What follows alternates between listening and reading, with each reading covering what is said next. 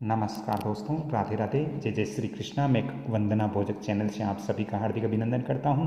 आप लोगों का बहुत बहुत स्वागत करता हूं। दोस्तों, आज हम बात करेंगे हमारे घर की पूरब और दक्षिण के जो बीच का कॉर्नर होता है, आग्नेय कोण। आग्नेय कोण के अंदर हम वास्तु के हिसाब से क्या क्या नहीं रखना चाहिए, यदि हम, क्योंकि दोस्तों हमारे घर की जो प्रत्येक दिशाएं हैं उनकी अलग अलग ऊर्जाएं होती हैं, और यदि हम ऊर्जाओं के मुताबिक वहाँ पर यदि सामान रखते हैं तो वहाँ से हमें सकारात्मक परिणाम प्राप्त होते हैं, और यदि हम उस दिशा के अनुरूप वहाँ वस्तुएं नहीं रखते हैं तो इससे नकारात्मक प्रभाव हमारे ऊपर पड़ता है, जो घर के अंदर सदस्य रहते हैं उनके ऊपर पड़ता है। दोस्तों, आज हम बात करते हैं आग्नेय कोण के अंदर क्या क्या नहीं रखना चाहिए वास्तुशास्त्र के हिसाब से। आग्नेय कोण है वो दोस्तों अग्नि की दिशा है, ये आग की दिशा है, ये दोस्तों नष्ट करने वाली दिशा है, ये भस्म करने वाली दिशा है, क्योंकि ये दिशा दोस्तों बहुत ही महत्वपूर्ण है। सूर्य की अच्छी किरणें इसी दिशा में पड़ती हैं, तो अग्नि दिशा बहुत ही महत्वपूर्ण है। अब हम आगे बढ़ते हैं तो बताते हैं दोस्तों, घर के आग्नेय कोण आग से संबंधित है, इसलिए इस दिशा के अंदर दोस्तों जल संबंधित कोई भी, जैसे बोरिंग, ट्यूबवेल, हेडपंप या कुआं या अंडरग्राउंड वाटर टैंक इस आग्नेय कोण के अंदर बिल्कुल नहीं होना चाहिए। दोस्तों, यदि आग्नेय कोण में हम यहाँ जल संबंधित चीज़ देते हैं, जैसे बोरिंग, ट्यूबवेल, हेडपंप, कुआं या अंडरग्राउंड वाटर टैंक, ये सब देते हैं तो यहाँ पर सकारात्मक ऊर्जा का प्रवाह रुक जाता है, और जल और अग्नि जो तत्व हैं वो एक दूसरे से विरोधी तत्व हैं, इसलिए अग्नि के स्थान पर हमें जल यहाँ पर नहीं देना है। दोस्तों, यदि हम इस आग्नेय कोण के अंदर अग्नि के स्थान पर यदि जल देते हैं तो घर के सदस्यों के स्वास्थ्य पर बुरा असर पड़ता है, साथ ही घर के सदस्यों की तरक्की उन्नति के रास्ते भी बंद हो जाते हैं। परिवार के लोग आपस में बहस, वाद विवाद इत्यादि करते हैं यदि हमारे घर के आग्नेय कोण में हमने जल की व्यवस्था की है।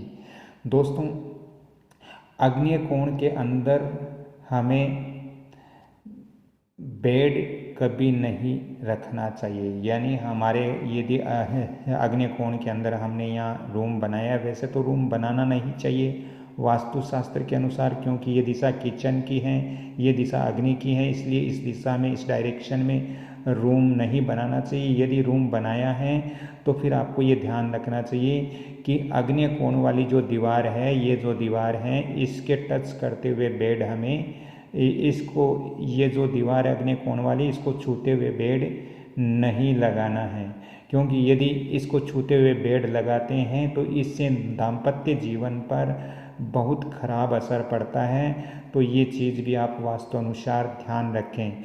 दोस्तों, वास्तुशास्त्र के अनुसार हमारे आग्नेय कोण के अंदर, यानी इस दिशा के अंदर सीढ़ियों का निर्माण नहीं करना चाहिए। बहुत सारे विजिट के अंदर मैं देखता हूँ, बहुत सारे लोग आग्नेय कोण में सीढ़ियों का निर्माण करते हैं और कहते हैं श्रीमान जी हमारी सीढ़ियाँ वास्तु अनुसार हैं, तो ऐसा नहीं होता है। आग्नेय कोण में आपको सीढ़ियों का निर्माण नहीं करना है, इससे संतान के स्वास्थ्य पर बहुत गहरा असर पड़ता है। दोस्तों, वास्तुशास्त्र के अनुसार इस आग्नेय कोण के अंदर हमें कभी भी शौचालय का सेप्टिक टैंक नहीं देना चाहिए, क्योंकि यदि हम शौचालय का सेप्टिक टैंक यहाँ आग्नेय कोण में देते हैं तो दोस्तों इससे हमारे कोर्ट कचहरी या मुकदमे इत्यादि झमेले में उलझ सकते हैं वास्तुशास्त्र के अनुसार। दोस्तों, घर के आग्नेय कोण में धन वाली या रुपए रखने वाली जो तिजोरी है वो आग्नेय कोण में आपको नहीं रखनी चाहिए। यदि हम धन रखने वाली या रुपए रखने वाली तिजोरी इस आग्नेय कोण में रखते हैं तो हमारा धन नष्ट हो जाता है, क्योंकि अग्नि के स्थान पर धन नहीं रखना चाहिए, रुपए पैसे नहीं रखने चाहिए, क्योंकि रुपए पैसे कहीं न कहीं महालक्ष्मी और गुरु बृहस्पति से संबंधित हैं। तो अग्नि कोण में, अग्नि वाली दिशा में कभी नहीं रखना चाहिए। बहुत सारे लोग बोलते हैं कि सर हमारे पास पैसे बहुत थे, लेकिन हमें ऐसी बीमारी गिरी कि हमारे सारे पैसे चले गए। तो मैंने जब निरीक्षण किया तो उनकी जो तिजोरी थी वो अग्नि कोण में ही रखी हुई थी, और इस कारण इस अग्नि से भस्म सारे रुपए उनके स्वास्थ्य संबंधित खर्च हो गए। तो ऐसी स्थान पर हमें तिजोरी या रुपए रखने की अलमारी अग्नि कोण के अंदर वास्तु के अनुसार नहीं रखना चाहिए। दोस्तों, अग्नि कोण के सेंटर के अंदर, यानी आपके अग्नि कोण के ठीक सेंटर में मुख्य द्वार नहीं होना चाहिए। हमारा जैसे ये अग्नि कोण है, और यदि हम इस घर का मुख्य द्वार यहाँ बिल्कुल सेंटर में निकालते हैं अग्नि कोण के, तो ये भी व्यवस्था नहीं होनी चाहिए, क्योंकि दोस्तों इससे इस घर के जो बच्चे हैं उनको वास्तु अनुसार परेशानियाँ हो सकती हैं। तो बिल्कुल अग्नि कोण के सेंटर में हमारे घर का मुख्य द्वार भी नहीं होना चाहिए। दोस्तों, इसके अलावा घर के अग्नि कोण कभी भी बढ़ना नहीं चाहिए। बहुत सारे घरों में अग्नि कोण बढ़ता है, और जो ये ईशान कोण है वो यदि घटता है तो इससे भी परेशानियां होती हैं। दोस्तों, घर का अग्नि कोण बढ़ना अशुभ माना गया है।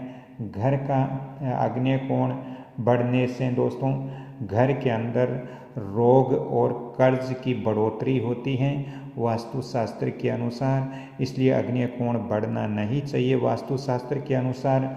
दोस्तों, घर का अग्नि कोण यदि पूरब की तरफ बढ़ रहा है, यानी आपके घर का जो अग्नि कोण है वो यदि इस पूरब दिशा की ओर इस डायरेक्शन के अंदर यदि बढ़ रहा है, तो दोस्तों घर के जो बच्चे हैं उनके स्वास्थ्य पर असर पड़ता है। और यदि आपके ईस्ट साउथ यानी आग्नेय से दक्षिण की तरफ बढ़ता है, तो फिर घर के अंदर जो सदस्य हैं वो सभी परेशान हो सकते हैं। दोस्तों, अब हम बात करते हैं कि वास्तु शास्त्र हमारे यदि घर के अंदर अग्नि कोण में वास्तु दोष है तो इससे हमें क्या क्या और नुकसान हो सकते हैं वास्तु शास्त्र के हिसाब से। मैं सारी आपको वास्तु शास्त्र के अनुसार ही जानकारियां दे रहा हूं। दोस्तों, यदि हमारे घर के अग्नि कोण में वास्तु दोष होता है तो इस घर के अंदर स्त्रियों को रोग हो सकता है। दूसरे नंबर दोस्तों, विवाह में देरी हो सकती है बच्चों के। तीसरा, कानूनी समस्या के अंदर यानी कोर्ट कचहरी मुकदमा इत्यादि झमेले में हम फंस सकते हैं, हम उलझ सकते हैं। दोस्तों, साथ ही वित्तीय समस्या भी घर के अंदर बन सकती हैं। और दोस्तों, इस घर में सबसे बड़ा जो समस्या है वो अग्नि से संबंधित हो सकते हैं। तो हमें ये ध्यान रखना चाहिए कि हमारे घर के अग्नि कोण में यानी पूरब और दक्षिण के बीच वाला जो कॉर्नर है उसके अंदर क्या क्या चीज़ें हमें वास्तु अनुसार नहीं रखना चाहिए। आपको ये जानकारियाँ अच्छी लगी तो कृपया इस वीडियो को आप लाइक करें, शेयर करें, सब्सक्राइब करें और बेल आइकन घंटी के निशान पर भी क्लिक करें। यदि ज़्यादा ही आवश्यकता हो तो मैं आपको फ़ोन नंबर भी दे रहा हूँ 7901718402। तो दोस्तों, चलते चलते एक बार मैं पुण्य निवेदन करता हूँ, क्योंकि इससे मेरा भी मनोबल बढ़ेगा, क्योंकि जब आपका सहयोग मिलेगा तो मेरा मनोबल ज़रूर बढ़ेगा। तो आप इस वीडियो को लाइक, शेयर, सब्सक्राइब करना न भूलें। बेल आइकन घंटी के निशान पर भी क्लिक करें ताकि मेरे अंदर और ज़्यादा जागृति हो और मैं आपको और भी वास्तु और ज्योतिष की जानकारियाँ आगे भी देता रहूँ। तो राधे राधे। अगली कड़ी में फिर मिलता हूँ। मैं वंदना भोजक चैनल या फिर कमल किशोर भोजक चैनल या फिर मुरली भोजक चैनल, इन तीनों चैनलों में से एक चैनल पर फिर मिलता हूँ। तब तक के लिए आपसे क्षमा चाहता हूँ। जय श्री कृष्ण। धन्यवाद।